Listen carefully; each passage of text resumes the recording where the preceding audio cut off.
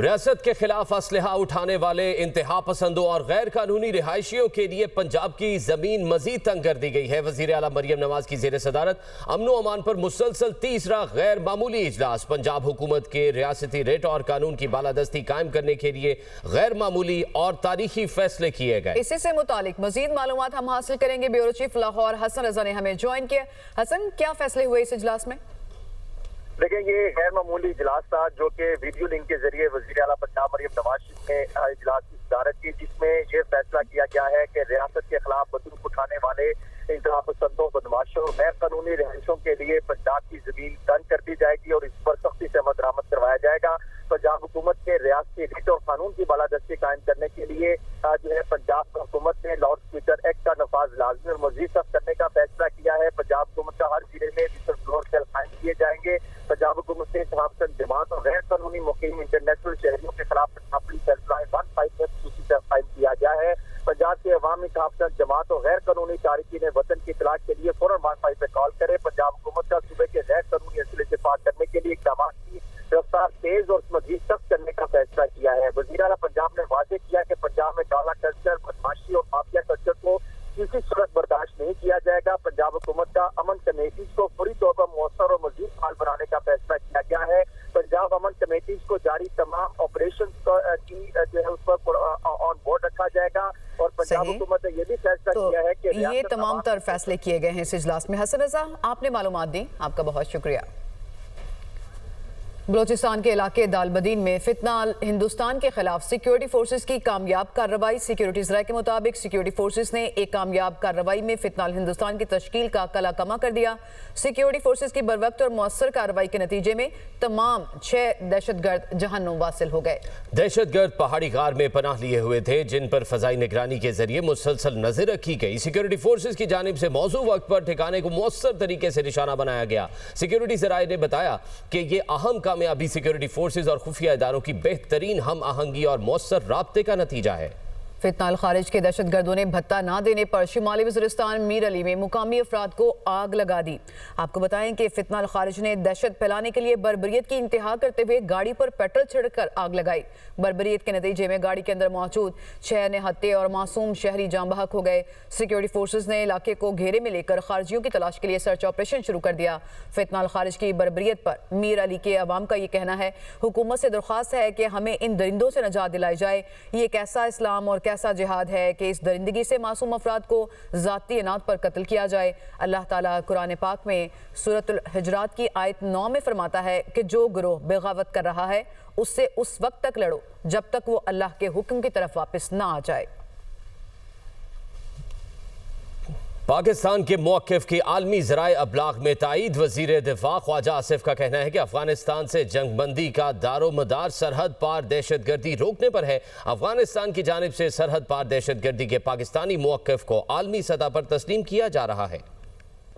सदर मुमलिकत आसिफ अली जरदारी ने कच्चे में अमन कायम करने की पॉलिसी दी। कच्चे के 71 डाकुओं ने सरेंडर करके हथियार जमा करा दिए। शिकारपुर में कच्चे के डाकुओं की जानिब से सरेंडर करने की तकरीब से खिताब करते हुए वजीर दाखिला सिंध ज़ियाउल हसन लंजार का कहना था कि सिंध पुलिस अफसरान ने बेहतरीन हिकमत अमली के साथ काम किया। सब चाहते थे मुजरिमों से किसी किस्म की रियायत ना बरती जाए। हम चाहते हैं आप पुरअमन शहरी बनकर कानून के सामने पेश हो। हर मुआशरे में खामियां और खूबियां मौजूद होती हैं। हर शख्स चाहता है अपने बच्चों के साथ पुरअमन जिंदगी गुजारे। जनाब आसिफ अली जरदारी साहब, प्रेसिडेंट पाकिस्तान, उन्होंने सखर में चीफ मिनिस्टर के साथ बैठ के जो भी हमारे स्टेक होल्डर्स से, हमारे इंटेलिजेंस एजेंसी सी, पुलिस, रेंजर्स, सबको एक ये पॉलिसी दी कि भाई आप लोग गवर्नमेंट लेवल पर एक पॉलिसी बनाएं ताकि इस एरिया में अमन हो, डाकुओं का यहाँ पर सरेंडर हो। हमारी सिंध पुलिस के अफसरान ने एग्रेसिव पॉलिसी के साथ गवर्नमेंट की अपना काम अंजाम दिया।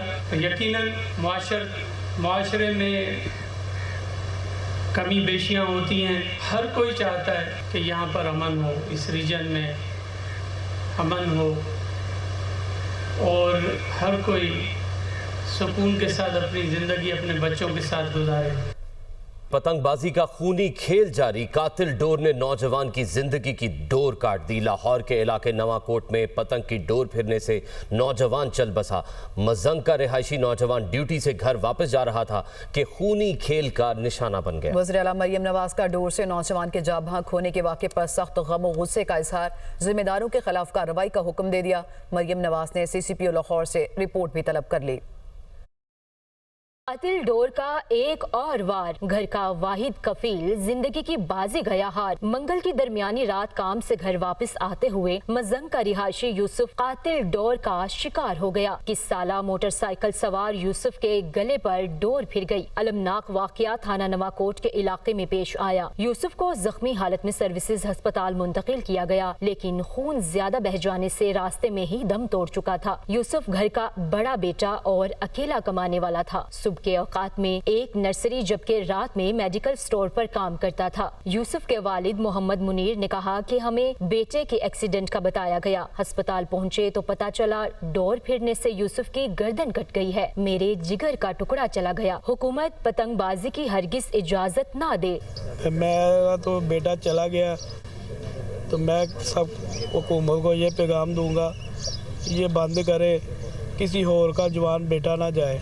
मैं रिपोर्ट वगैरह क्या करानी, मेरा जिगर का टुकड़ा चला गया, मैं क्या रिपोर्ट कराऊं। माल रोड नर्सरी के इंचार्ज तारिक ने बताया कि यूसुफ पढ़ा लिखा और मेहनती नौजवान था। बाप बीमार होने की वजह से 2 नौकरियां करके घर वालों की कफालत कर रहा था। वजीर आला मरियम नवाज का वाक़े पर सख्त गमो गुस्से का इजहार, नौजवान के अहले खाना से अफसोस और ताज़ियत की है। मरियम नवाज का जिम्मेदारों के खिलाफ फौरी कार्रवाई का हुक्म। IG पंजाब डॉक्टर उस्मान अनवर ने CCPO से रिपोर्ट तलब कर ली। लाहौर के इलाके नवाकोट में नौजवान यूसुफ की पतंग की डोर से जाँ बहक होने का वाकया, पुलिस ने पोस्टमार्टम के बगैर ही लाश को वर्सा के हवाले किया। मुतवफ़ी यूसुफ को मयानी साहब कब्रिस्तान में सुपुर्द खाक कर दिया गया। वाक़े को 16 घंटे से ज़ायद का वक्त गुजर चुका, ताहाल मुकदमा दर्ज नहीं हो सका।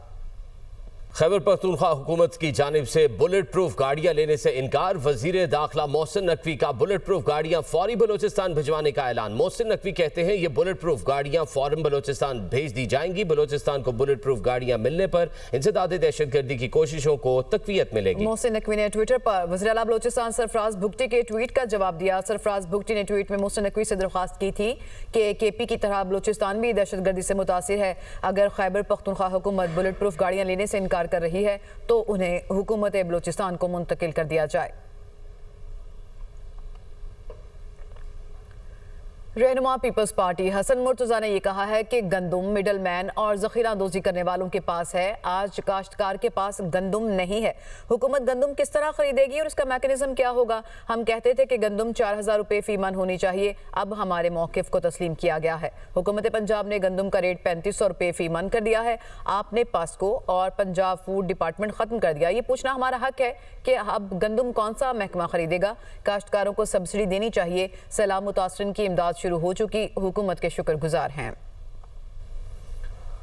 वज़ीर इत्तलात पंजाब अज़मा बुखारी का हसन मुर्तज़ा के बयान पर रद्द अमल। कहा पीपल्स पार्टी हसन मुर्तज़ा के बयान को खुद देखेगी या हम जवाब दें। क्या हसन मुर्तज़ा अपनी क़यादत के खिलाफ साजिश कर रहे हैं? मुआफ़ी आसिफ अली ज़रदारी और बिलावल भुट्टो को मांगनी चाहिए, जिनके कंट्रोल में आप जैसे हारे हुए लोग भी नहीं। एक तरफ जमहूरियत खेलते हैं, दूसरी तरफ हमारी लीडरशिप पर कीचड़ उछालते हैं। पीपल्स पार्टी की क़यादत को हसन मुर्तज़ा के बयान का नोटिस लेना चाहिए। सीनियर वजीर सिंध शर्जील इनाम मेमन ने कहा है कि आप मोटरवे बना लें या कोई और स्कीम बनाकर तशहीर कर लें, सबसे ज्यादा तरजीह हेल्थ सेक्टर को दी जाती है। पाकिस्तान में सबसे बेहतरीन सेहत की सहूलियात कराची में हैं। पीपल्स पार्टी ने सिंध में जो सेहत की सहूलियात दी वो किसी और सूबे में दिखा दें।